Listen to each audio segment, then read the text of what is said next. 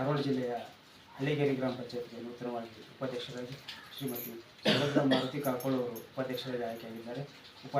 ಅಧ್ಯಕ್ಷರು ಹಾಗೂ ಎಲ್ಲ ಸದಸ್ಯರ ಒಂದು ಸಹಕಾರದೊಂದಿಗೆ ಗ್ರಾಮದಲ್ಲಿ ಒಂದು ಉತ್ತಮವಾದ ಅಭಿವೃದ್ಧಿ ಕಾರ್ಯಕ್ರಮವನ್ನು ಜಾರಿಗೊಳಿಸಿ ಉತ್ತಮವಾಗಿ ಕ್ರಿಯಾಯೋಜನೆ ರೂಪಿಸುವುದರ ಮೂಲಕ ಗ್ರಾಮದಲ್ಲಿ ಉತ್ತಮವಾದ ಒಂದು ಜನಸೇವೆಯನ್ನು ನೀಡ್ತಾ ಇದ್ದಾರೆ. ಆ ನಿಟ್ಟಿನಲ್ಲಿ ಉಪಾಧ್ಯಕ್ಷರು ಈಗ ನಮ್ಮ ಜೊತೆ ಇದ್ದಾರೆ. ಅವರು ಮೊದಲೇ ಅವಧಿಯಲ್ಲಿ ಸದಸ್ಯರಾಗಿ ಕರ್ತವ್ಯ ನಿರ್ವಹಿಸಿದ್ದಾರೆ ಹಾಗೂ ಈಗ ಪ್ರಸ್ತುತ ಅವಧಿಯಲ್ಲಿ ಕೂಡ ಉಪಾಧ್ಯಕ್ಷರಾಗಿ ಆಯ್ಕೆಯಾಗಿದ್ದಾರೆ. ಉತ್ತಮವಾದ ಒಂದು ಸಹಕಾರದಿಂದ ಗ್ರಾಮ ಪಂಚಾಯತ್ ವ್ಯಾಪ್ತಿಯಲ್ಲಿ ಉತ್ತಮ ಕೆಲಸ ಕಾರ್ಯಗಳನ್ನು ಮಾಡ್ತಾ ಇದ್ದಾರೆ. ಈಗ ನಮ್ಮ ಜೊತೆ ಇನ್ನೊಬ್ಬರು ಸದಸ್ಯರು ಕೂಡ ನಮ್ಮ ಜೊತೆ ಇದ್ದಾರೆ. ಈಗ ಉಪಾಧ್ಯಕ್ಷರಿಂದ ಕೆಲವೊಂದಿಷ್ಟು ಅಭಿವೃದ್ಧಿ ಕಾರ್ಯಕ್ರಮದ ಬಗ್ಗೆ ನಮಗೆ ಮಾಹಿತಿ ಲಭ್ಯವಾಗಿದೆ.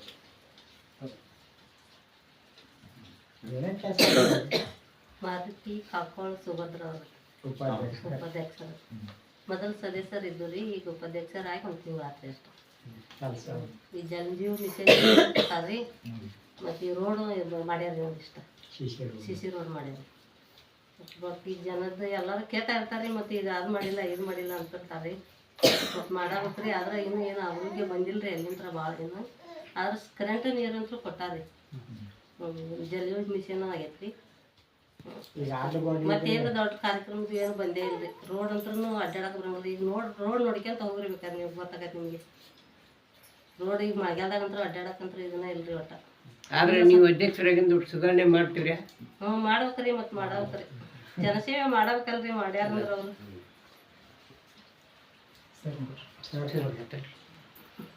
ನೀವು ಬರ್ರಿ ಅಮ್ಮ. ನಮಸ್ಕಾರ, ನನ್ನ ಹೆಸರು ಮಾರುತಿ ಕಾಕೋಳ ಅಂತೇಳಿ.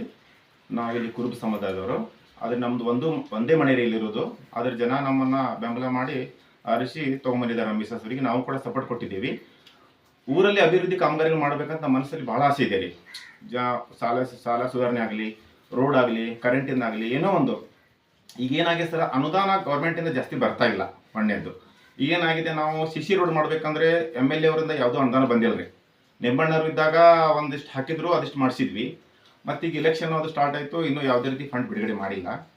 ಆಮೇಲೆ ಜಲಜೀವನ ಮಿಷನ್ ಒಂದಿಂದ ನೀರಿಂದ ಅನುಕೂಲ ಭಾಳ ಆಗೈತೆ ರೀ. ಮಾಯನ್ಕೊಪ್ಪಕ್ಕೆ ಎಲ್ಲರಿಗೂ ಮನೆ ಮುಂದೆ ನಳ ಬರೋಂಗಾಗಿದೆ. ಈಗ ಅದು ಫಿಲ್ಟರ್ ಆಗ್ತಾ ಇಲ್ಲ, ಅದೊಂದು ಪ್ರಾಬ್ಲಮ್. ಅಂದರೆ ಡೈರೆಕ್ಟ್ ಬೋರಿಂದ ಅಲ್ಲಿ ಬೀಳ್ತದೆ, ಆಮೇಲೆ ಅವ ವಾಟರ್ ಮ್ಯಾನ್ ನೀರು ಬಿಡ್ತಾನೆ, ಅಲ್ಲಿಂದ ನೀರು ಸಪ್ಲೈ ಆಗ್ತಾ ಇದೆ, ಫಿಲ್ಟರ್ ಆಗ್ತಾ ಇಲ್ಲ. ಅದೊಂದು ಫಿಲ್ಟರ್ ಆಗೋದೊಂದು ಕಾರ್ಯ ಆಗಬೇಕಾಗೈತಿ. ಕುಡಿಯೋ ನೀರು ಶುದ್ಧ ನೀರು ಬೇಕಾಗೈತಿ.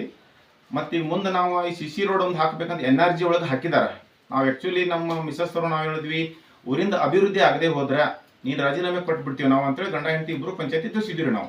ಯಾಕಂದ್ರೆ ಅಭಿವೃದ್ಧಿ ಕಾರ್ಯ ಆಗಬೇಕಲ್ಲ. ನಾವು ಆರಿಸಿ ಬಂದಿದ್ದ ಜನ ನಮ್ಮನ್ನು ಆರಿಸಿ ತಂದಿರ್ತಾರೆ, ಅವ್ರಿಗೆ ನಾವು ಏನಾದರೂ ಒಂದು ಮಾಡಿ ತೋರಿಸ್ಬೇಕನ್ನೋದು ನಮ್ಮ ಆಸೆ ಭಾಳ ಇದೆ ರೀ. ಆದರೆ ಈಗ ಜನ ಸ್ಕೂಲ್ ಮಕ್ಕಳು ಹೋಗ್ತಾ ಇರ್ತಾರೆ, ಜಾರಿ ಬೀಳೋದು. ಈಗ ಸದ್ಯ ನೀವು ಕಾರ್ ತೊಗೊಂಡು ನೀವು ನೋಡಿದಿರಿ ರೋಡ್ ಹೆಂಗಿದೆ ನಮ್ಮ ಪರಿಸ್ಥಿತಿ ಅಂತೇಳಿ. ನಾವು NRG ಒಳಗೆ ನಾವು ರಾಜೀನಾಮೆ ಕೊಡ್ತೀವಿ ಅನ್ನೋ ಮಟ್ಟ ಅಂದರೆ ಏನಾಯಿತು, NRG ಒಳಗೆ ಹಾಕಿದ್ರು. ಅದನ್ನು NRG ಒಳಗೆ ಹಾಕಿ ಅದನ್ನು 8 ಲಕ್ಷ ರೂಪಾಯಿ ಮಾಡಿದ್ದಾರೆ. ಅದನ್ನೀಗ ಲೇಬರ್ ಮೇಲೆ ಒಂದು 2 ಲಕ್ಷ ರೂಪಾಯಿ ತೆಗೆದು ಅದನ್ನು ಬಿಡುಗಡೆ ಮಾಡ್ಬೇಕಂತ ಹೇಳ್ತಾ ಇದ್ದಾರೆ. ಅದನ್ನು ನಾವು ಮೀಟಿಂಗ್ ಇಟ್ಕೊಂಡು NRG ಆದರೂ ಒಂದು ಸ್ವಲ್ಪ ರೋಡ್ ಎಷ್ಟಾಗ್ತದೆ ಅಷ್ಟು ಮಾಡ್ಬೇಕನ್ನೋದು ನಮ್ಮ ಆಸೆ ಇದೆ. ಆಶ್ರಯ ಮನೆ ನಾವು ಆರಿಸಿ, ನಮ್ಮ ಮಿಸಸ್ ಅವರು ಆರಿಸಿ ಬಂದಾಗಿಂದ 2 ಮನೆ ಬಂದಿದೆ. 2 ಬಂದಿದ್ರೆ ಆಶ್ರಯ ಮನೆಗಳು ಯಾವುದೇ ರೀತಿ ಬಂದಿಲ್ಲ.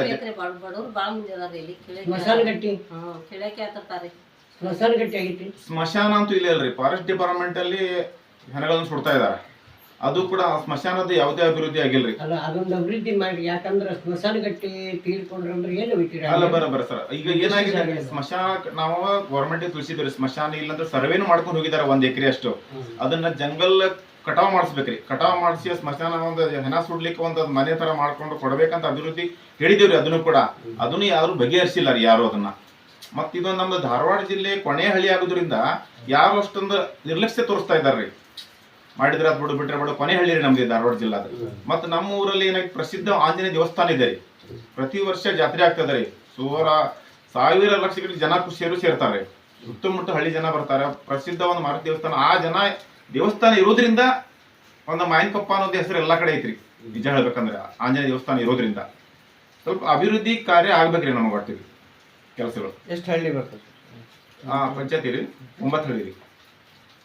9 ಹಳ್ಳಿ ಯಾವ್ಯಾವ್ರಿ?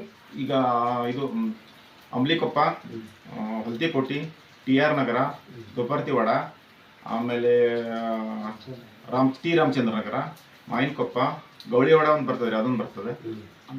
ಆಮೇಲೆ ಇದು ಹಳ್ಳಿಗಿರಿ ಕೂಡ ಅದಕ್ಕೆ ಸಂಬಂಧ ಬರ್ತದೆ.